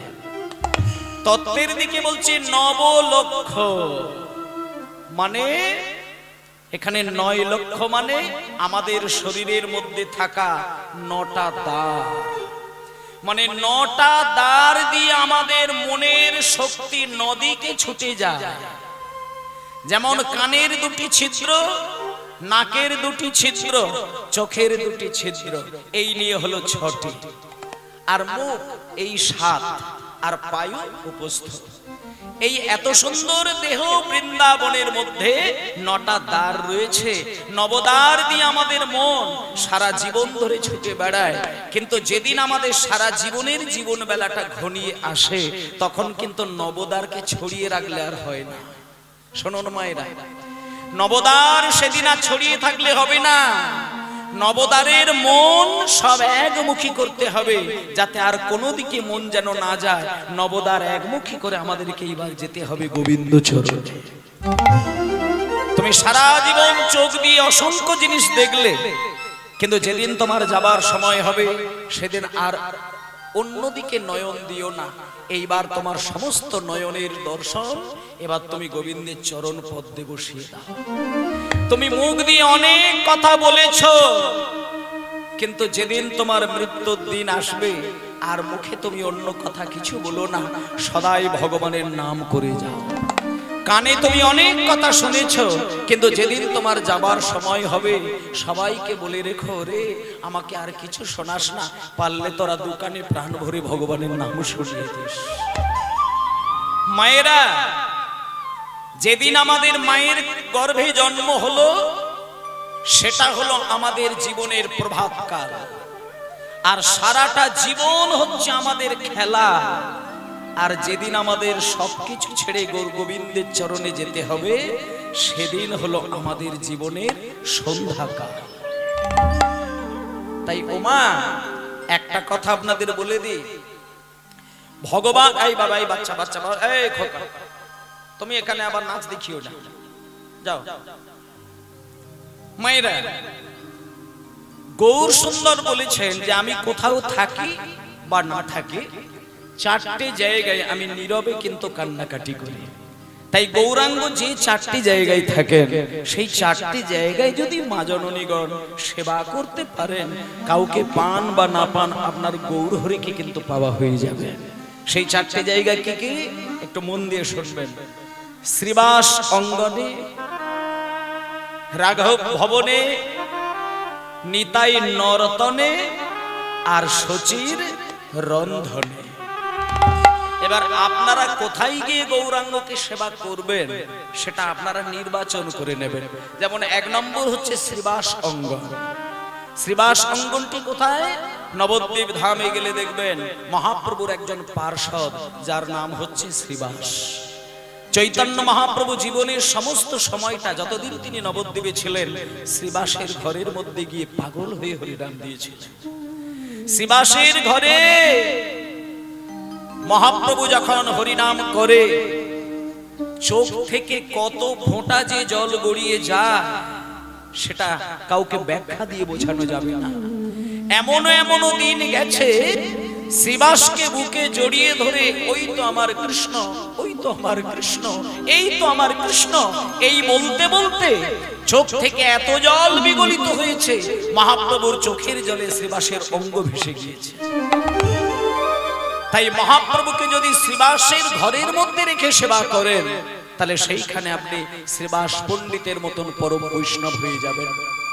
তাহলে 1 নম্বর হচ্ছে শ্রীবাস অঙ্গন, 2 নম্বর হচ্ছে রাঘব ভবন। রাঘব ভবন মানে রাঘবের বোন। রাঘবের বোন তার নাম হচ্ছে দময়ন্তী। তিনি কিন্তু গৌরকে সন্তান জ্ঞানে সেবা দিতেন, তাই বলছে রাঘব ভবন, এটা 2 নম্বর। 3 নম্বর হচ্ছে নিতাই নর্তন, মানে যেখানে আমার নিতাই চাঁদ নৃত্য করেন, নাচ গান করেন, গৌর আমার যেখানেই থাকুক না কেন ছুটে গিয়ে নিতাইয়ের কাছে গিয়ে ঢলে পড়ে। এটা হলো নিতাই নর্তন। আর 4 নম্বর হচ্ছে শচীর রন্ধন। মা, কথাগুলো বোঝার কোনো অসুবিধে নেই। শ্রীবাস অঙ্গনে, রাঘব ভবনে, নিতাই নর্তনে, আর শচী মায়ের রন্ধনে। তবে আমি মায়েদেরকে বলবো, প্রথম 3টের দিকটা না তাকিয়ে আপনি যদি পারেন শচী মায়ের পাশে গিয়ে বসুন। যদি আপনি একবার শচী মায়ের ভাবে ভাবিত হতে পারেন, আমি নিশ্চিত এই হরিবাসরে দাঁড়িয়ে বলতে পারি, গৌর হরি আপনাকে শচী মায়ের আসনে বসিয়ে দিয়ে নিত্যদিন আপনার কাছে এসে সেবা দেবেন। গৌরাঙ্গকে এখনো দেখা যায়, এখনো ধরা যায়, এখনো গৌর বলে কাঁদলে পরে তার বদনকে হৃদয় মাঝে ধরা যায়। শুধু ধরার মতো, দেখার মতো, শোনার মতো, ভাবার মতো ভেতরের মনটাকে যদি তৈরি করতে পারেন, এখনো যদি আপনি গৌর বলে কাঁদেন, সেই গৌর আপনার হৃদয় পটে সেকেন্ডের মধ্যেও হলে স্বপ্নের ঘরে তার দিব্য দ্যুতি আপনাকে দেখিয়ে দিবে। গৌরকে দেখার দরকার নেই, তার সেবা করে যান, একদিন না একদিন তার রূপমাধুর্য আপনার কাছে সে ধরিয়ে দেবে। তিনি ভক্তের কাছে রূপমাধুর্যে পরিপূর্ণ, আর অভক্তের কাছে তার কোনো রূপ নেই। তাই ভক্ত বলেছেন, অরূপ স্বরূপ সগুণ নির্গুণ দয়াল ভয়াল হরি, আমি কি বা বুঝি, আমি কি বা জানি, আমি কেন ভেবে মরি। নিতাই গৌর প্রেমানন্দে হরি বল। নির্গুণ দয়াল ভয়াল হরি হে, আমি কি বা জানি, আমি কি বা বুঝি, আমি কেন ভেবে মরি হে। তালে তালে তালে অরূপ স্বরূপ সগুণ নির্গুণ দয়াল ভয়াল হরি হে, আমি কি বা জানি, আমি কি বা বুঝি, আমি কেন ভেবে মরি হে। অরূপ স্বরূপ সগুণ নির্গুণ দয়াল ভয়াল হরি হে, আমি কি বা বুঝি, আমি কি বা জানি, আমি কেন ভেবে মরি হে। অরূপ স্বরূপ সগুণ নির্গুণ দয়াল ভয়াল হরি হে, আমি কি বা জানি, আমি কি বা বুঝি, আমি কেন ভেবে মরি হে। আচ্ছা মায়েরা, এই যে গানটা আমি গাইলাম, এই গানটার মধ্যে পরিষ্কার করে বুঝিয়ে দিয়েছেন যে ওমা, অরূপ স্বরূপ সগুণ নির্গুণ দয়াল ভয়াল হরি হে, মানে ভগবান আসলে কি বস্তু জানেন, ভগবান আসলে কি রত্ন জানেন। তিনি কারোর কারোর কাছে তার রূপটা ধরায়, আবার কারোর ক্ষেত্রে রূপ দেখায় না। তিনি অরূপ, তিনি স্বরূপ, মানে কখনো কখনো তার রূপ নেই, আবার কখনো কখনো তিনি স্বরূপে দেখা দেয়। তারপরে সগুণ নির্গুণ, মানে কখনো কখনো তার কোনো গুণই নেই, আলা পোলা গোয়ালা কিছুই জানে না, আবার কখনো কখনো তিনি চালাক চতুর একজন রাজনীতিবিদ, আবার কখনো বলছে দয়াল, কখনো বলছেন ভয়াল। আচ্ছা মায়েরা, কংসের কাছে যদি কেউ হাত জোড় করে গিয়ে জিজ্ঞেস করে, জয় কংস রাজা, কৃষ্ণ কেমন ভগবান বলো, কংস কি বলবে? কংসের কাছে যদি কেউ জিজ্ঞেস করে যে কৃষ্ণ কেমন ভগবান, কংসের কিন্তু একটা সুন্দর ভাষা আছে, কি জানেন?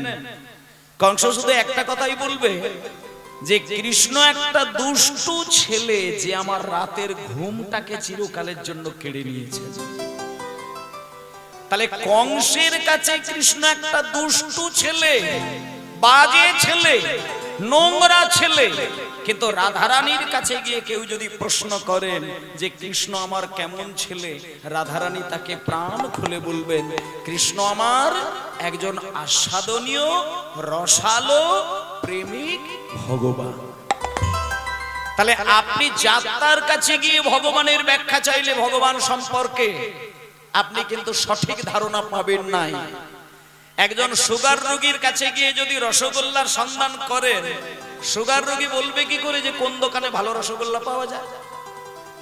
30 বছর ধরে সুগারে যিনি ভুগছে, যে কিনা চিনি যেখানে থাকে তার 10 কিলোমিটার দূর দিয়ে যায়, তাকে যদি গিয়ে জিজ্ঞেস করেন যে দাদা কোন দোকানে রসগোল্লা ভালো পাওয়া যায় একটু বলবেন, তা আপনাকে সে কি করে বলবে রসগোল্লা কোথায় ভালো পাওয়া যায়?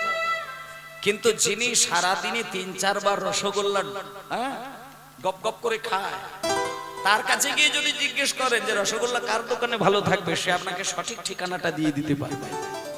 তেমনি ভাবে মায়েরা, যে ভগবানকে মূলেও বিশ্বাস করে না, ভগবানকে পছন্দ করেন না, ভগবানের নাম শুনতে গেলে 10 পা দূর দিয়ে ছুটে যায়, গ্রামে হরিনাম হলে যে দরজা বন্ধ করে দিয়ে টিভির ভলিউম বাড়িয়ে দেয়, তার কাছে গিয়ে যদি ভগবানের সম্পর্কে তথ্য জানতে চান, আপনাকে ভগবান সম্পর্কে কিছুই জানাবেন না। তাই ওমা, আপনি যদি গৌর সুন্দরের মা হয়ে যেতে পারেন, তাহলে গৌর আমার কত বড় দয়াল, কত বড় রূপের মাধুর্যে ভরা, তিনি কত প্রেমিক ভগবান, আপনাকে গৌর স্বয়ং নিজে সে রূপ দেখিয়ে দেবেন। তাই গানের মধ্যে বললেন কি রূপে এসেছি কেমনে বাজাবো, তা ভাবিয়ে কেন জীবন কাটাবো। রূপে এসেছি কেমনে বাজাবো, তা ভাবিয়ে কেন জীবন কাটাবো। কি রূপে এসেছি কেমনে বাজাবো, তা ভাবিয়ে কেন জীবন কাটাবো। তুমি আনিয়াছো তোমারে পাবো এই শুধু মনে করি। অরূপ স্বরূপ সগুণ নির্গুণ দয়াল ভয়াল হরি হে। আমি কি বা জানি, আমি কি বা বুঝি, আমি কেন ভেবে মরি হে। অরূপ স্বরূপ সগুণ নির্গুণ দয়াল ভয়াল হরি হে। আমি কি বা বুঝি, তারপরে আমি কি বা জানি, আমি কি বা বুঝি, আমি কি বা জানি, আমি কেন ভেবে মরি হে। অরূপ স্বরূপ সগুণ নির্গুণ দয়াল ভয়াল হরি হে। আমি কি বা বুঝি, আমি কি বা জানি, আমি কেন ভেবে মরি হে। আচ্ছা, শ্রী গুরু নিতাই গৌর প্রেমানন্দে হরি বল হরি বল হরি বল। জয় নিতাই। ভক্তমণ্ডলী মায়েরা, আজকে ভগবানের আমরা মাও হতে পারি, বাবাও হতে পারি, তবে সব থেকে ভগবানকে সেবা করার খুব সহজ পথ হচ্ছে মায়ের আসনে বসাটা। মায়েরা যদি ভগবানকে একেবারে পেটের ছেলের মতন করে ভালোবাসেন না, তাহলে আপনার দোষটা কিন্তু ভগবান আর গ্রহণ করবেন না। কারণ মায়েদের একটা মাসের মধ্যে 4-5টা দিন নিয়মের মধ্যে বেঁধে যেতে হয়। ঋতুচক্র অনুসারে মাসে 4-5টা দিন মায়েরা ভগবানের কাছে যেতে পারেন না। তারা নিজেদেরকে অপবিত্র মনে করেন, দোষী মনে করেন, ভগবানের পবিত্র জায়গায় নিজেকে যেতে গেলে খুব নিকৃষ্ট বলে মনে করেন। কিন্তু একটা কথা বলি আপনাদের, যারা ভগবানকে একেবারে পেটের সন্তানের মতন করে ডাকতে পেরেছেন, তাদের কাছে ওই 5টা দিনও কিন্তু সেবা বন্ধ যাওয়ার কোনো কথা নয়। একটুখানি আপনাদের বলে দিই মা, আপনি যদি আপনার পেটের ছেলেটাকে ওই 5টা দিন না খাইয়ে থাকেন, মনে করুন আপনার একটা 2 মাসের সন্তান পেটে রয়েছে, মানে কোলে রয়েছে, তা আপনি যদি ছেলেটাকে 5 দিন না খাওয়ান আর আপনি রীতিমতোই খেয়ে যাচ্ছেন, তাহলে ওই 2 মাসের ছেলেটা না খেয়ে তো মরবে। তাহলে আপনি ভগবানকে ভগবান মনে করে নয়, ভগবানকে মালিক মনে করে না, ভগবানকে সচ্চিদানন্দ বিগ্রহ মনে করে না, ভগবানকে আপনি আপনার গর্ভের ছেলে মনে করে